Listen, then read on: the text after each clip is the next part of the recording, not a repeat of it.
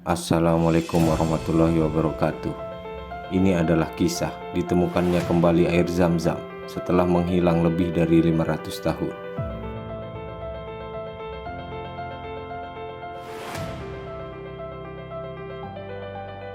Dikisahkan, dahulu kala, jauh sebelum Nabi Muhammad SAW dilahirkan, kota Mekah dilanda kekeringan dan kekurangan pasokan air.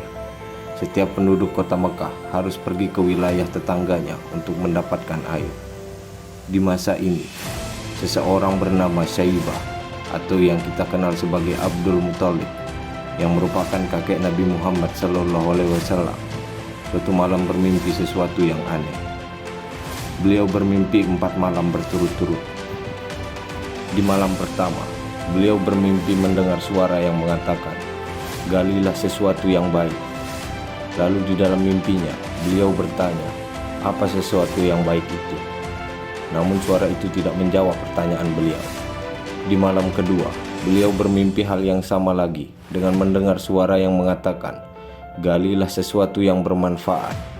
Lalu beliau bertanya, apa sesuatu yang bermanfaat itu? Namun suara itu tidak menjawab lagi. Di malam ketiga, beliau bermimpi mendengar suara yang mengatakan, "Galilah sesuatu yang terjamin." Lalu beliau bertanya, apa sesuatu yang terjamin itu? Namun suara itu tidak menjawab pertanyaan beliau lagi. Dan di malam yang keempat, akhirnya di dalam mimpinya, Abdul Muthalib mendengar dengan jelas suara itu berkata, "Galilah Zam-Zam." Beliau pun bertanya, apa itu Zam-Zam? Lalu suara itu pun menjawab, sesuatu yang bersih dan tidak pernah rusak. Lalu kau akan memberikannya kepada para jamaah haji. Tempatnya berada di antara darah yang berbusa dan di bawah patukan burung gagak yang memiliki bulu keputih-putihan dan di sekitar sarang semut. Air Zam-Zam pada dasarnya adalah sejarah kota Mekah dan nenek moyang Abdul Muthalib. Abdul Muthalib yang terbangun pagi-pagi langsung termenung memikirkan mimpinya itu. Beliau menyadari mimpinya ini bukanlah sekedar mimpi.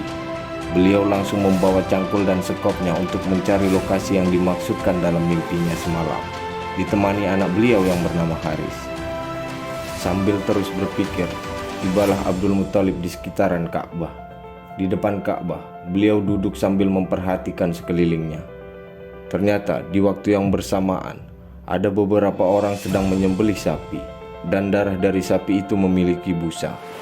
Darah itu kemudian terus mengalir dan berkumpul di tempat yang sedikit rendah. Di dekat genangan darah itu ada seekor burung gagak dengan bulu sayap yang keputih-putihan yang sedang mematuk-matuk tanah. Di situ juga terdapat sarang semut. Abdul Muthalib yang memperhatikan semua itu akhirnya yakin bahwa ini adalah tempat yang dimaksudkan dalam mimpinya. Kemudian Abdul Muthalib memerintahkan anaknya Haris untuk menjaga tempat ini sambil beliau terus menggali tempat itu. Melihat apa yang dilakukan Abdul Muthalib, penduduk sekitar yang berada di sana saat itu mempertanyakan apa yang dia lakukan. Tapi Haris tetap menyibukkan warga sekitar sambil Abdul Muthalib terus menggali. Sampai akhirnya cangkul Abdul Muthalib mengenai bibir sumur Zam-Zam. Atas seizin Allah Subhanahu wa Ta'ala, air Zam-Zam akhirnya keluar berhamburan dari sumur yang digali Abdul Muthalib. Melihat kejadian itu membuat penduduk Mekah menjadi terkejut karena setelah ratusan tahun penduduk Mekah tidak memiliki air. Kemudian para tokoh-tokoh Quraisy mendatangi Abdul Muthalib dengan menegaskan dan mengklaim bahwa air itu juga milik orang-orang Quraisy. Namun Abdul Muthalib menolak. Beliau menganggap orang Quraisy tidak memiliki andil apapun dalam kemunculan air ini. Di tengah perdebatan tokoh Quraisy dan Abdul Muthalib, mereka pun akhirnya sepakat mencari hakim untuk menengahi masalah ini. Mereka sepakat memilih seorang dukun wanita terkenal yang ada di kota Madinah. Kemudian Abdul Muthalib dan tokoh-tokoh Quraisy itu sepakat untuk melakukan perjalanan ke kota Madinah untuk menemui dukun wanita itu. Sesampainya Abdul Muthalib bersama tokoh Quraisy itu di Madinah, ternyata dukun wanita tersebut sedang tidak ada di Madinah.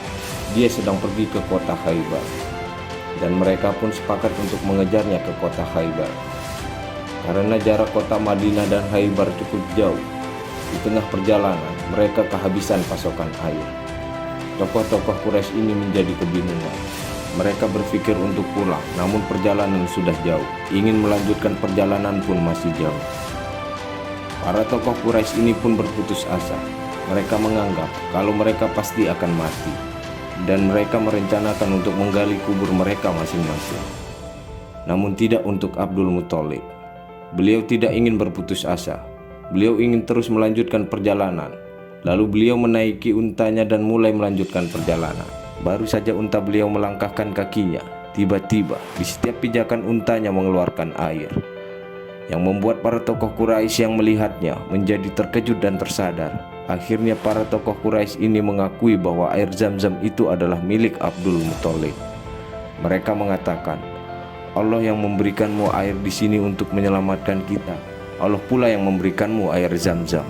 Maka air Zam-Zam milikmu, wahai Abdul Muthalib. Dengan perkataan itu, menegaskan bahwa air Zam-Zam yang ditemukan Abdul Muthalib adalah milik Abdul Muthalib. Karena memang pada dasarnya, keturunan Abdul Muthalib lah yang menemukan air Zam-Zam itu. Allahu a'lam bishawab.